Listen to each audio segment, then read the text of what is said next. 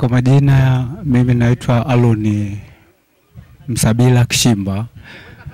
Mimi ni mkazi wa kata ya Mwanzoli, kijiji cha Kitengwe, kitongoji cha Iguma.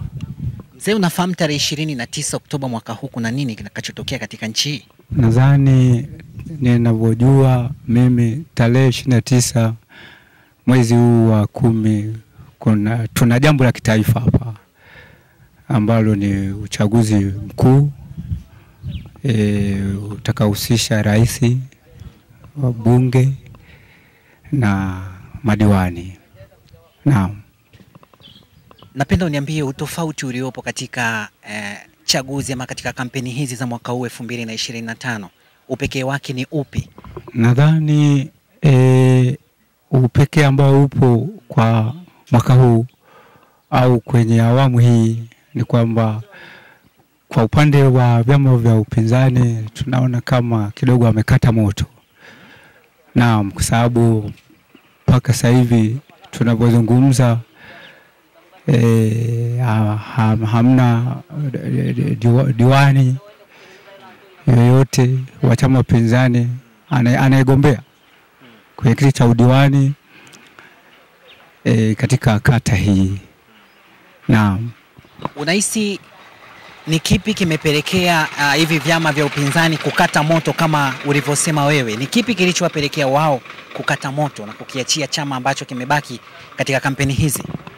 Na mimi nadhani ni kwa sababu ya chama kilichopo madarakani kufanya vizuri.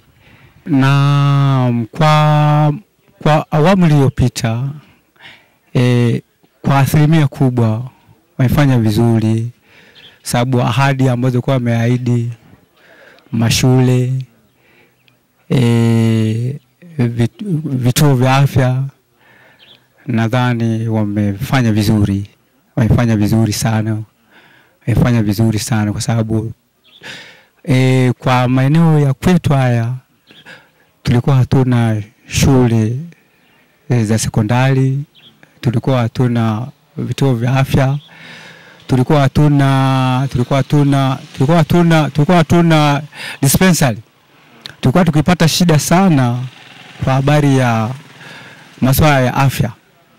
Tulikuwa tunafuata kule mjini kwenye hospitali ya wilaya, lakini sasa hivi shida hizo kwa kweli zimepungua kwa kiasi kikubwa, kwa sababu hapa tuna kituo cha afya. Ndio bado tuna hiyo shule ya sekondari ambayo iko kata ya Mwanzoli. Kwa kweli tunashukuru.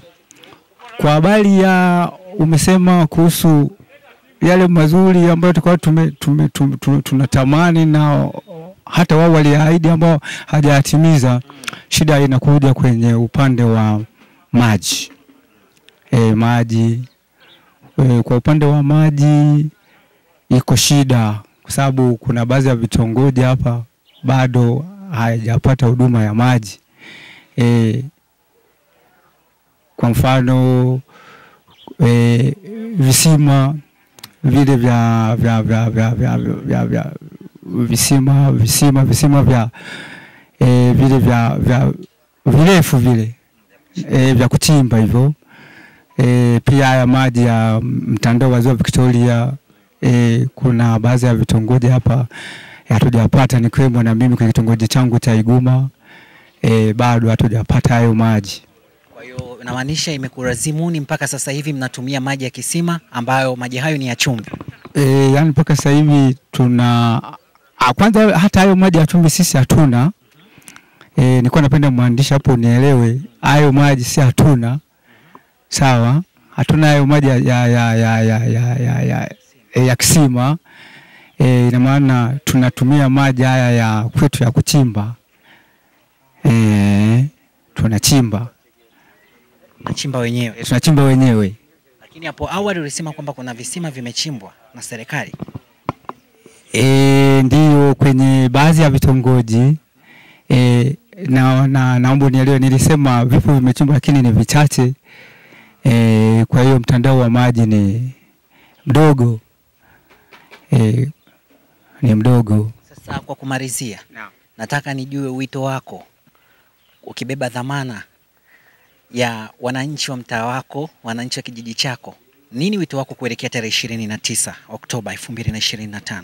Nadhani mimi wito wangu mkubwa ni kwamba uchaguzi ni haki ya kila Mtanzania ambaye amefikisha umri wa miaka 18 kwenda kupiga kura kuchagua kiongozi ambaye ana imani kwamba anaweza akamtoa mahali alipo na kumsogeza mbele kidogo. Naam, kwa hiyo wito wangu ni kwamba nilikuwa naomba